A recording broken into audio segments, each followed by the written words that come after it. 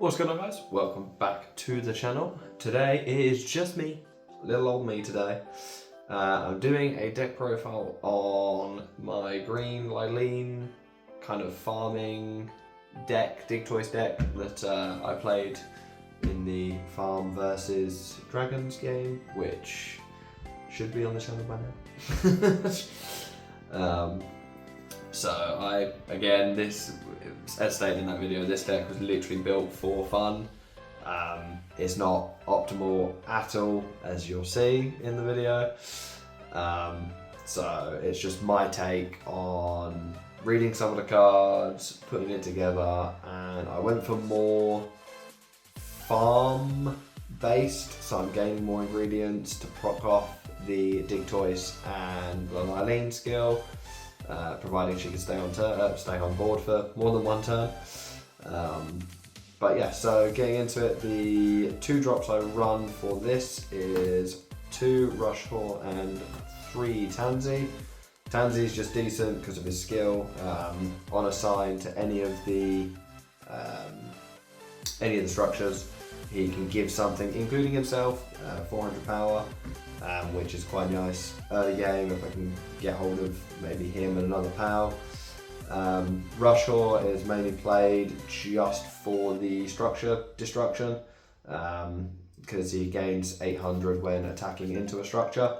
So it's useful for, again, when you see the video, there's a certain card called Wooden Wall, which is quite annoying. But again, 1,000 to a lot of the structures it will kill most of them, so that's why he's just a 2-of, because it's very situational. Again, he's only a 200 power, but we'll see. Again, this deck will most likely change. I don't intend on keeping it the way it is, but I thought I'd give you a profile of the deck that I used during that video. So for a 3 cost, I'm only running 2 of the floppy. Again, it's skill on deploy. I get to gain resources. Being 400 is kind of nice, but it's not as beneficial only being a 1 strike, which is why I'm only running the 2-of. And then to pair with it, I'm running 2 of the Dud Muds. This is mainly for earlier game. I mean, like on deploy, he gains the 2, but he's kind of there early game for the extra effect. If I assign him to one of my farming structures, I can increase my soul by 1 in the rest state.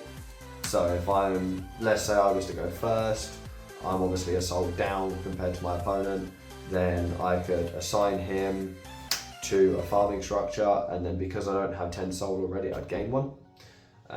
So it's kind of, it's more of an early game. Again, that's why it's a 2 and 2 split. Gain some resources and then potentially gain another soul to try and make me level or put me ahead if I was player 2. Then moving into obviously the main kind of mechanic for the deck, which is the Lyleen.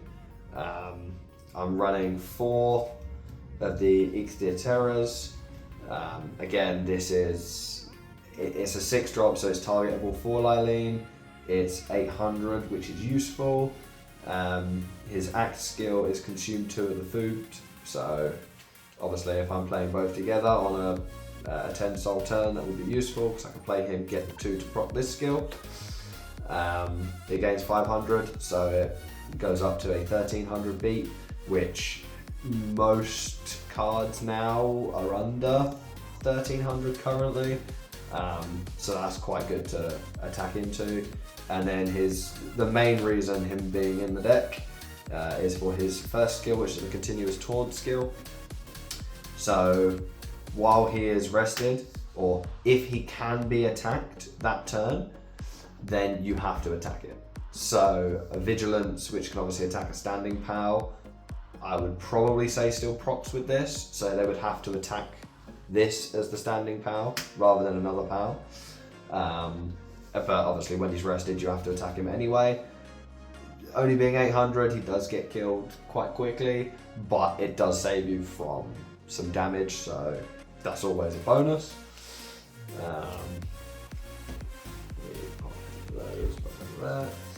Then into the main kind of run, we've got 3 Petilias and then 4 of the Dictois, the seismic drillback one. So Petilia is very good for a 6 drop, especially when you're at 10 soul. So her skill is on deploy, you can gain a life. Obviously everyone loves to gain a life. And then I can choose 2 of my souls and stand them again. So technically, in theory, she's a 4 cost because she restands 2 of your souls for you. So that very, very like useful for a deck that is kind of more higher drop related. But I mean, still, even at 8 soul, I could drop this and then drop a 4 drop in the Dud Mud to gain 2 of the food. Decent in theory, didn't work as well for me during the games. So that's why I'm thinking of switching it up a little. But then we have probably, as a lot of people are calling him, the MVP of the deck. It's mainly for his continuous skill. If you have 10 or more soul, then this card gains 1,000 and a strike point. So it's a 1900 3 strike attacker or a 1900 blocker / attacking into. So unless you've got removal cards or a way to diminish its power, it's quite a heavy defense mechanism, or even a striking mechanism. But obviously, building up my food, I would mainly use his second skill, which is once per turn, consume 2 of the food mechanic, and then until end of turn, this card gains another 500 power. So 1 attack, making him even stronger to a 2400. And then a skill that only this Dictois and the 5-drop one has, which is called Breakthrough. So if I was to attack my opponent's PAL, if that PAL dies or gets sent to the graveyard, then the damage still goes through to them. Currently, it's undecided. It was decided that Breakthrough also goes through what we're calling a perfect guard or an interrupt card. Whether or not that'll get ruled against, not 100% sure, but still the Breakthrough skill is quite crazy, to the fact that even if my opponent was to block, the damage would still go straight through and hit them. And for 3 strike, that's quite damaging. But yeah, so they're my 6 drops. Again, targetable via Lyleen. So if I was to play Lyleen and then into a Petilia or even that, on 10 soul, this gains the bonus and I end up getting 2 of my soul back. So Lyleen only costs 5, which is very nice. Then obviously Lyleen is my 7 drop, the only 7 cost I have in this deck, I'm pretty sure. Oh, well, apart from the interrupts.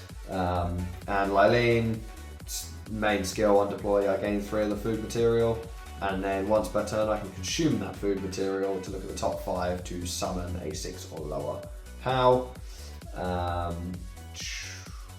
Deploy it and then just shuffle the rest. So I get a deck shuffle as well, which is quite nice, because if I'm getting a lot of continuous, not very good pieces, this hopefully can switch it up a little.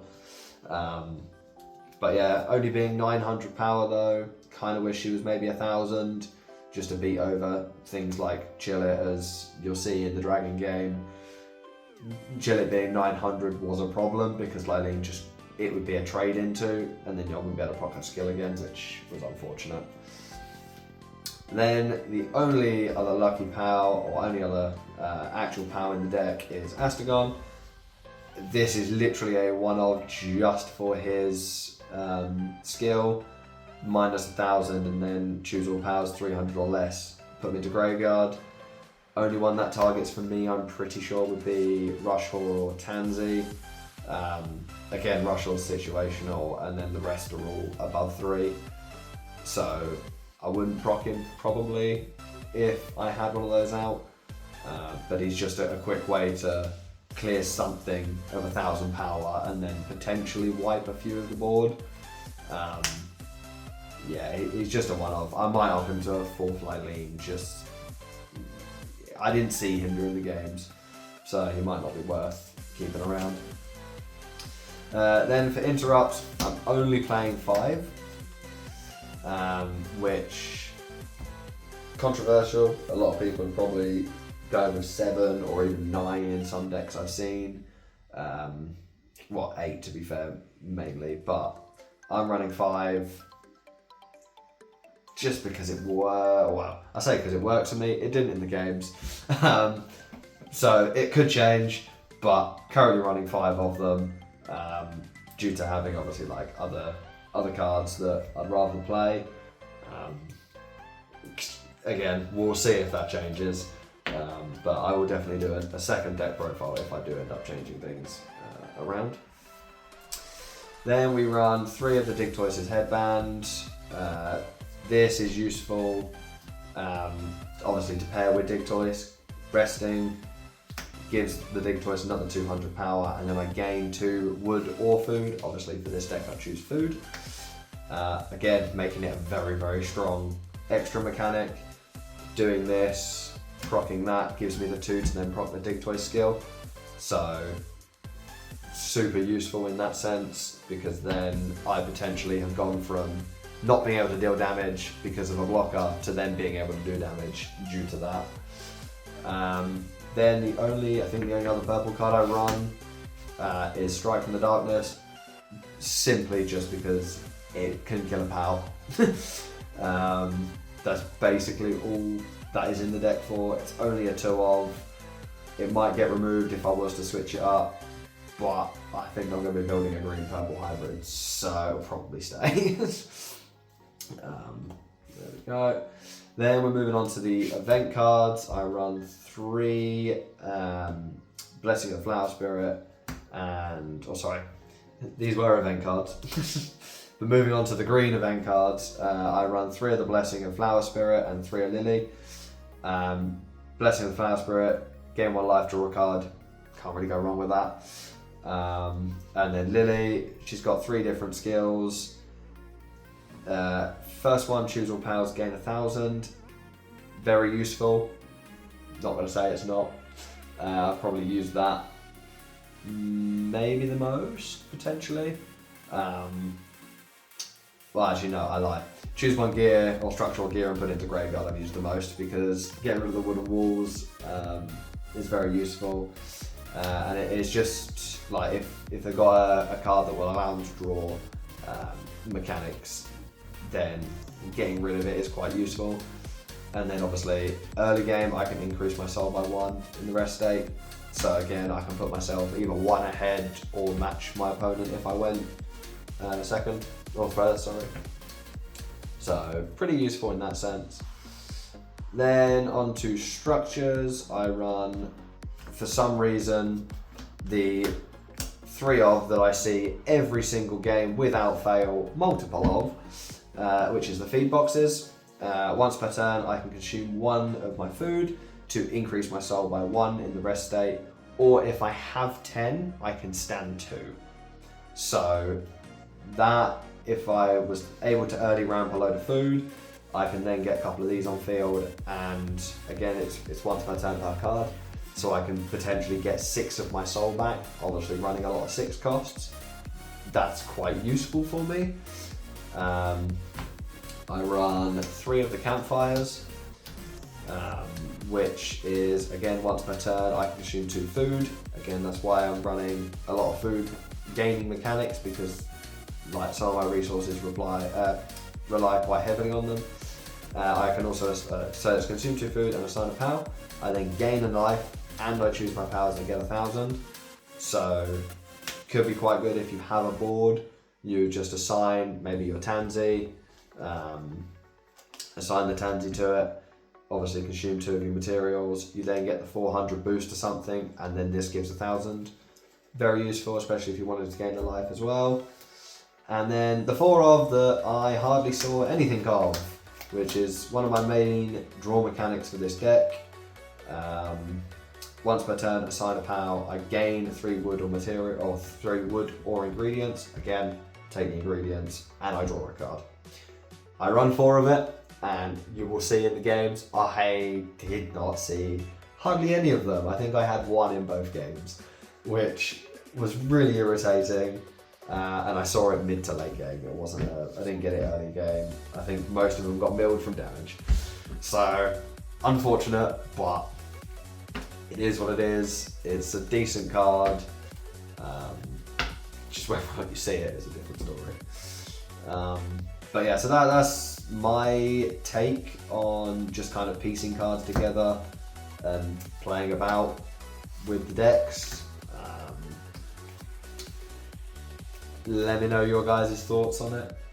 If you have any suggestions that would potentially make this a better green deck, just as a pure green, or if you would definitely go with the purple. I've seen a lot of purple green builds, so potentially would most likely go that way, but we will have to wait and see on what happens.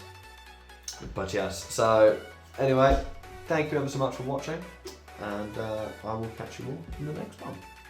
Peace.